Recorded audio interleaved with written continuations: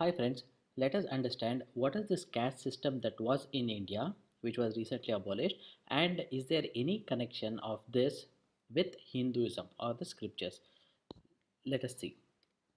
Okay, to start, first let's see and understand what this caste system is. See, in India, just some time ago, there were four prevalent castes. Okay, one was Brahmin, those who were in service of God. Next was Kshatriya, who were the rulers or the administrators. Next was Vaisyas, who were merchants, agriculturists, and lastly, it was Shudras, which belonged to the service class. Means they used to provide service to the other class, maybe Brahmin, Kshatriya, Vaishyas, like that. So now this was actually abolished very recently, few years ago. So let us see why was this so deplorable and why was there such a huge outcry to abolish end this system in India. This is mainly because in this particular system what used to happen is the upper caste, the Brahmin was the most highest, and then was Kshatriyas, then was Vaishyas. These three were actually oppressing Shudra caste. Okay, they were not even being treated as humans. They, for example, Shudra, they could not use the public wells, they could not use the public other infrastructure, even education was not accessible to them, even going to temples was prohibited, they could not go to temple. So like this, there were so many restrictions that was on the Shudras, that their lifestyle, their health, everything was actually impacted negatively. That is the reason one of the revolutionary by name Dr. B.R. Ambedkar had to come to the picture. He intervened. He had to fight for the cause to uplift the Shudras, because he himself was one of the lower caste. He was by birth one of the lower caste, so he has to fight for the rights of his own people, and that is the reason many people in India started to feel yes, there was a genuine problem here, and this caste system is incorrect, because this will only make Shudras worse and worse, because they don't have access to proper facilities, infrastructure, education, nothing. So this caste will always be at a lower level, and this is not a moral and ethical way to treat our fellow humans. So this is what people of India understood, and they really have to be praised for this. And once they understood this, they also put themselves in this fight, and then ultimately government uh, started multiple measures to uplift this particular section of the society by providing them reservations in job, in education, everywhere, so that this particular caste could actually be uplifted.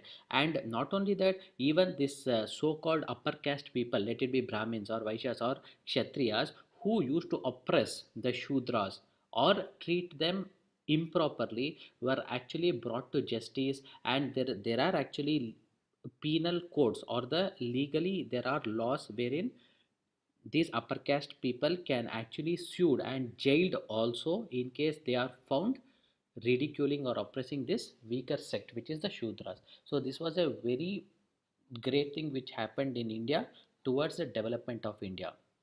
So now such bad was actually the caste system because of the oppression on this one caste, which was Shudras.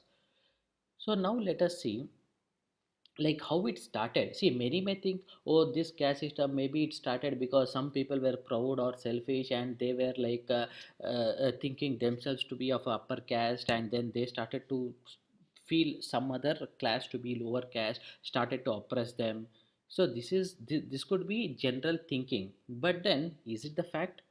Let us go through some of the key Hindu scriptures and see in case we can find any hint there towards the origin of this caste system. So first let us go to Bhagavad Gita. Okay, this is the Bhagavad Gita, and as I also told in the recent videos, see, this Bhagavad Gita is actually translated by Bhaktivedanta Swami Prabhupada, who is the founder Acharya of ISKCON, International Society for Krishna Consciousness. So this is a genuine version which is reliable. Alright, so let us go to chapter 4 and 13. Okay. See, Bhagavad Gita basically is the dialogue between Krishna, who is avatar of Vishnu and Arjuna in the battlefield. Okay, so here he is, Krishna is actually telling to Arjuna what is the way of life, how to lead a way of life, and then how to actually attain salvation. The salvation part was covered in one of my earlier videos. Okay, so now let us see in case this has anything to say about the caste system. This was fourth chapter and 13th was, all right, we are in 11th.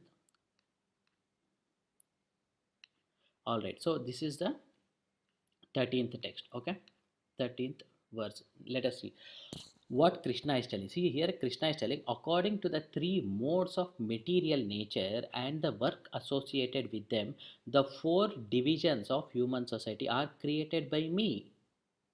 See here, Krishna is clearly telling based on the three modes of material nature. See, three modes of material nature basically is sattva, rajasu, tamasu. Okay, sattva says it is like 100% good people only are very benevolent, and then tamasu says it is like in between. Okay, good and bad is there, and rajasu means it is completely dark. Okay, they are like devoid of all good thinking and everything. That is the understanding. Okay, three modes of material nature and the work associated with them. So what is the work associated? It is the same thing as we earlier discussed, Brahmins, who are the worshipping class of people who dedicate themselves to the worship of God. See, same thing we can see here. See, this purport is actually the explanation as to what the particular text says. See here, it is clearly stated. See, in this line, he is therefore the creator, okay, of the four divisions. Krishna or Vishnu is the creator of the four divisions of the social order, okay, beginning with the intelligent class of men. Okay, so intelligent class of men is who?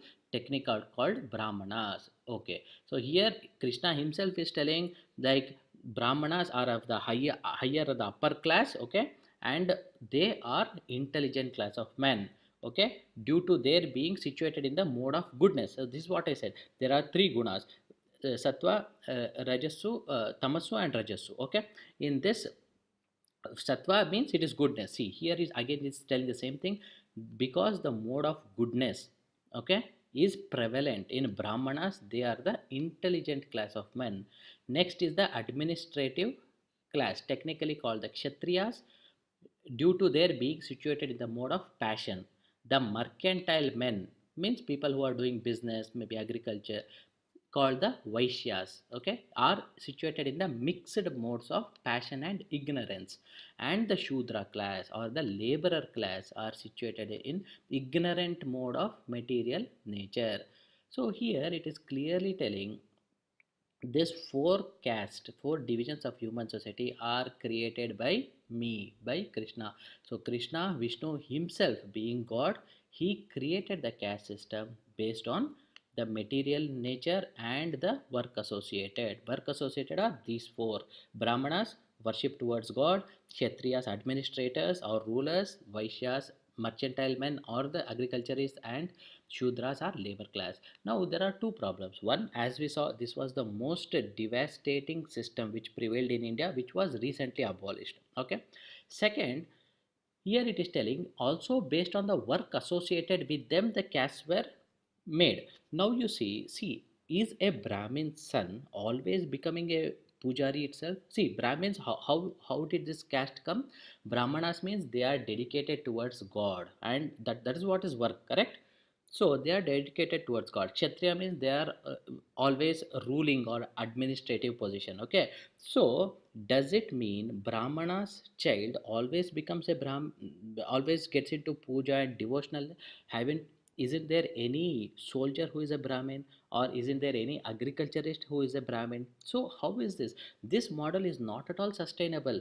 Brahmin's child needn't necessarily devote himself to worship and other spiritual services. Similarly, Kshatriya's son needn't always be a ruler or something. In case he feels doing a business is much better, he will just get into this. In today's society, okay, just think how many children of Kshatriyas are only into administration. Have they not gone into business? Are they not doing agriculture? Are they not in the other labor class? Maybe in a call center, maybe in some other kind of a service oriented industry. Aren't they there? What about hospitals? What about other kind of systems, which is a service class? So aren't they in that? So obviously they are there. So this is not at all sustainable. So why could a god who knows everything, God means he is omniscient. Omniscient is what? He knows everything. Why did he create such a thing? Which is, first thing, is not at all sustainable. Second thing, it is causing so much of oppression on one of the caste, which is Shudra. That is the reason everyone had to fight and bring in so much of changes in the society, and ultimately this caste system is abolished. So God, Vishnu, created something first which was unsustainable. Second thing is, Hindus themselves went against this and they brought an end to this policy. Okay, this is as per Bhagavad Gita. Now let us see Shiv Purana. Has Shiv Purana got something to say about this? Certainly yes. Okay, and we are in 79th page. Let me show you, like, this is a genuine version. This version is authenticated, attested by the government of India itself, by its agency Archaeological Survey of India, because these texts, the Shiv Purana, was in Sanskrit, and this would be in certain temples or some places wherein that would be aggregated and would be given to board of scholars. So they actually translated. See, this was translated by board of scholars. Okay, edited by Professor J.L. Shastri. This is Shiv Purana volume 1. Okay, and there are so many other Puranas also. Everything which is under the purview of Archaeological Survey of India and Government of India. So this is a very genuine version, okay, which is authenticated by the government itself.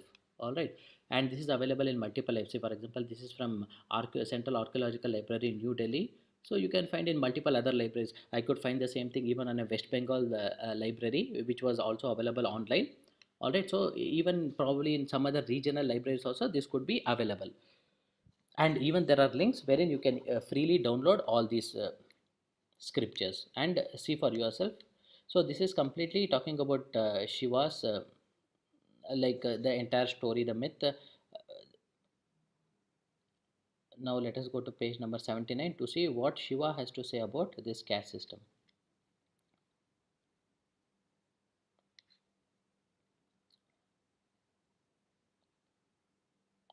All right, so now we are in chapter number 13.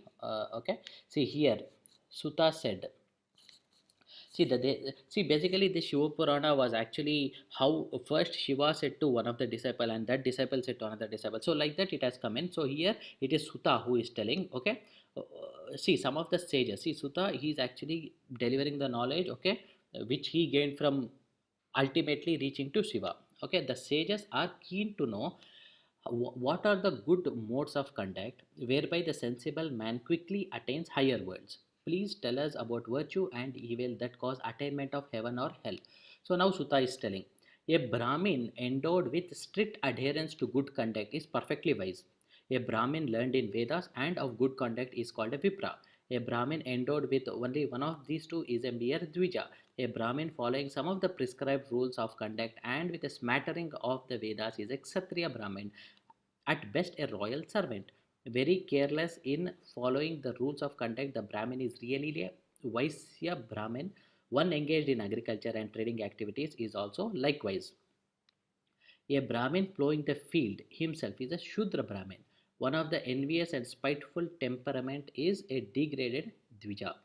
A Kshatriya who rules over a kingdom is a king. Others are mere kshatriyas. A merchant dealing in grains, etc., is a Vaisya, and others of his caste are mere Vaniks. A person rendering service to Brahmin, Kshatriya, and Vaishya is called a Shudra.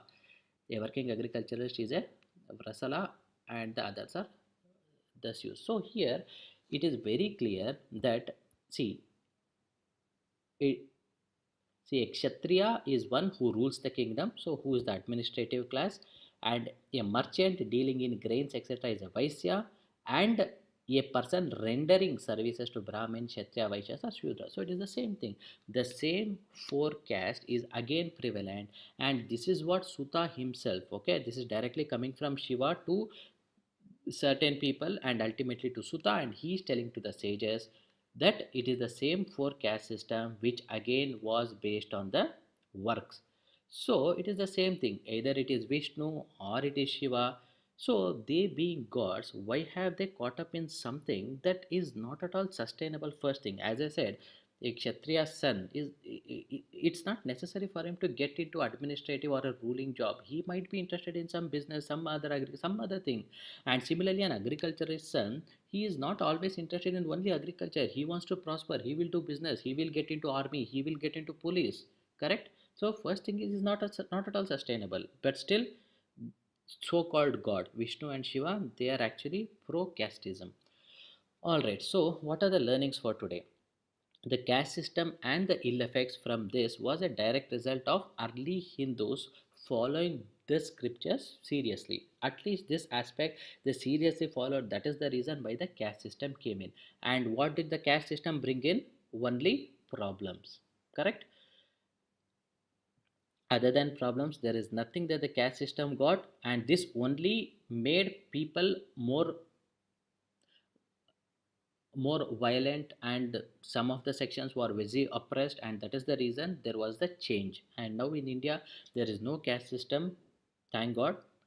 It is completely abolished, although Shiva and Vishnu both are actually towards casteism. They have never said in any part of Shiv Purana and anywhere in Bhagavad Gita telling, okay, this caste system will only be for say 50, 100, whatever years, and then it should be abolished. No, it isn't. Clearly, as you saw, clearly in Shiv Purana it is telling this is how the moral code of conduct for the society can be achieved, and this is how heaven and hell also gets decided. This is what is being said. Okay, so now the question, so why did Vishnu and Shiva, being omniscient, see one of the main attribute for someone to be called as God is omniscient. He should know everything, everything in the past, the current, and even the future. So Shiva and Vishnu, if they are gods, they should be omniscient. And if they knew everything which is into future, why did they bring in this caste system, which not only caused a problem to one part of its own devotees. See, even Shudras worship the same Shiva and Vishnu. Okay, it was not a different god that they worship. They worship the same god, but only difference was they had to stay outside the temple and worship. They were not allowed inside. Okay, so essentially they were worshipping the same god. So the same god, Vishnu and Shiva, brought in such a system wherein this sect who were worshipping the same gods were oppressed, which were the Shudras. And second, it was not at all sustainable, and third, it was abolished completely. Now in India, you don't find caste system. Maybe in some of the remote villages wherein it's really difficult to access or something, there it may be there, but in majority of India, this doesn't exist. This has died. Okay, so why did the omniscient gods, Vishnu or Shiva, start this? It inconvenienced its own devotees, one part of its own devotees, the Shudras. It was completely unsustainable and foolish. Second one, it died in very few years. Okay, and Hindus themselves put in so much force and pressure to stop this evil system. Okay, this was a very good thing that happened. So, next we arrive to ask this, see if the Hindus themselves are more ethical and moral, because this system was evil socially, so this was abolished. So, by this, Hindus themselves proved like they are more ethical and more moral compared to Vishnu and Shiva. So, if that is so, which is the truth, why should they be worshipping Shiva and Vishnu who are ethically and morally lower than Hindus? Is there any merit towards that? Please think over. Thanks so much for your time. I guess you had some learning from this. Please feel free to contact me for any questions. Thank you and God bless.